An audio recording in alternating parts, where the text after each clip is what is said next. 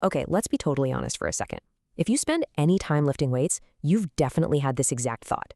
It is literally the ultimate gym fear, right?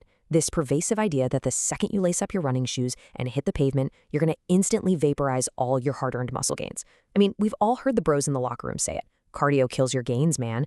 But is it actually true? Well, today we are putting this age-old myth under the microscope.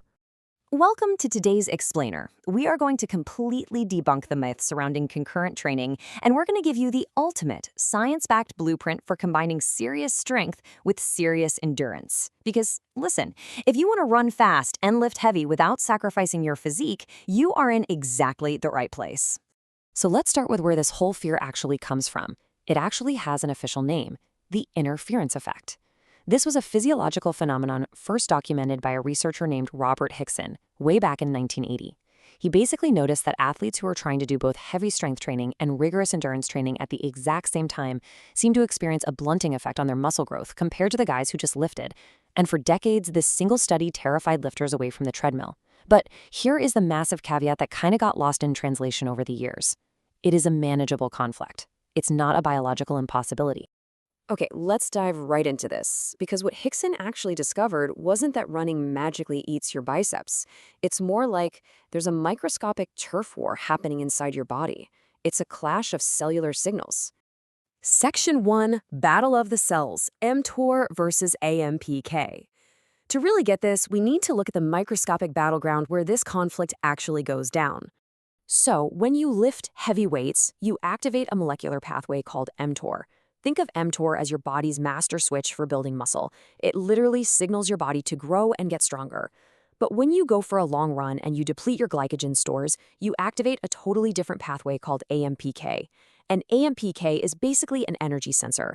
Its whole job is to build endurance and efficiency. The problem? When you are exhausted from a run, AMPK goes into absolute overdrive to save energy, and it can literally reach over and flip the mTOR switch to the off position. Your body is essentially saying, hey, we're starving for energy out here on this run. Stop building expensive muscle tissue. Section 2, the real culprit, the hybrid tax. Because here is the massive plot twist of the research. Running itself doesn't actually eat your muscle. Starvation does.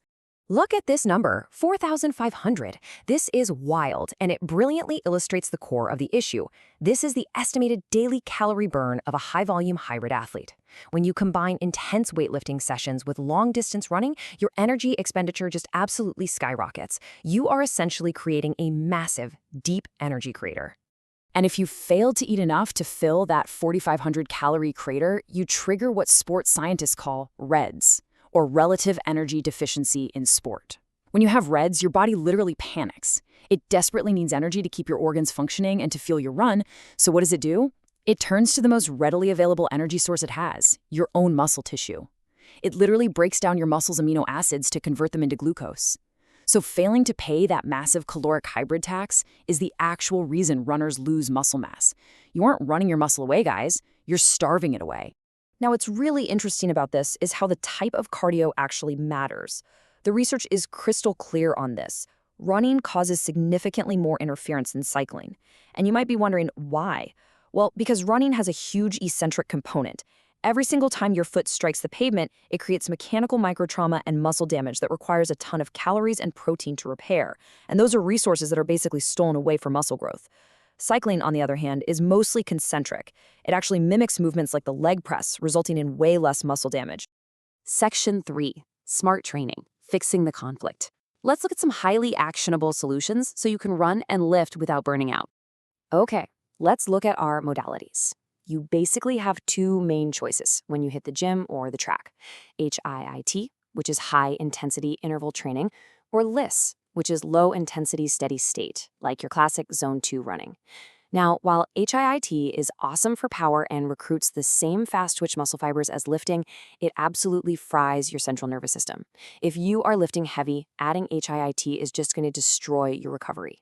For the serious hybrid athlete, LISS is your absolute secret weapon. It builds your aerobic base, it burns fat, and it has super minimal neural fatigue, which saves your central nervous system for those heavy squats and deadlifts later.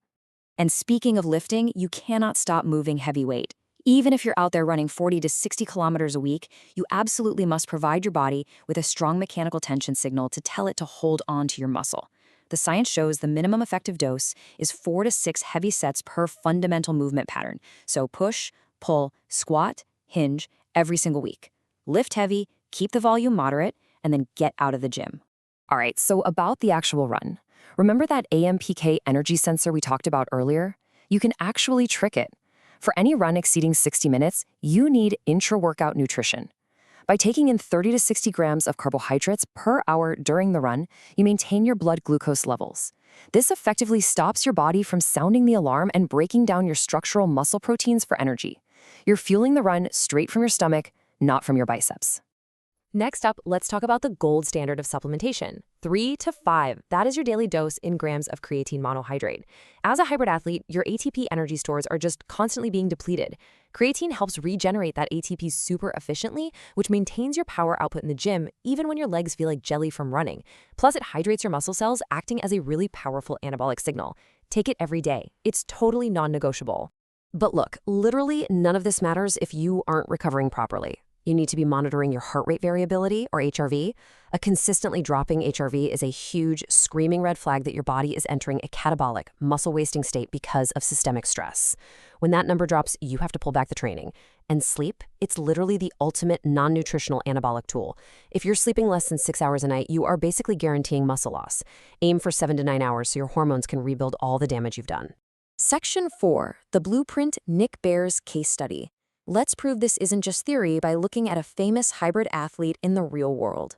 So Nick Bare prepared for an Ironman triathlon, which, if you know anything about Ironman, requires an insane amount of cardio, while still maintaining the physique of a bodybuilder. How is that possible? Well, look at this number, 670. That is an absolutely massive amount of carbohydrates. I mean, we're talking literal mountains of pasta and rice that he was consuming daily. He was eating well over 4,500 calories a day to ensure his body never, not even for a second, thought it was starving. So the crucial point here is this highly actionable 5-step blueprint. This is derived straight from the research and proven by athletes like Nick. I actually highly encourage you to screenshot this right now. Number 1, energy sufficiency. Pay the hybrid tax. Eat your carbs. 2, protein protection. Keep your protein high to repair the muscle damage from running. 3, load consolidation. Keep your heavy lifting and your long runs separated by as much time as possible to avoid that acute interference. 4, mechanical intensity. Keep lifting heavy so your body knows to retain that muscle.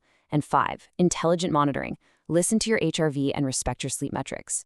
At the end of the day, guys, your biology is remarkably adaptable. Running doesn't destroy muscle. Poor programming and chronic undereating destroy muscle. The science absolutely proves that your muscle is an incredibly resilient tissue. It will aggressively defend itself, provided you give it the right mechanical stimulus in the gym and the right nutritional substrate in the kitchen. You absolutely do not have to choose between being fast and being strong. You can, for sure, be both. So I'm going to leave you with this final thought to ponder for your own training journey. What is your true physical potential once you finally stop starving your gains and start actually fueling your ambitions? Thanks so much for joining me on this explainer, and I will catch you in the next one.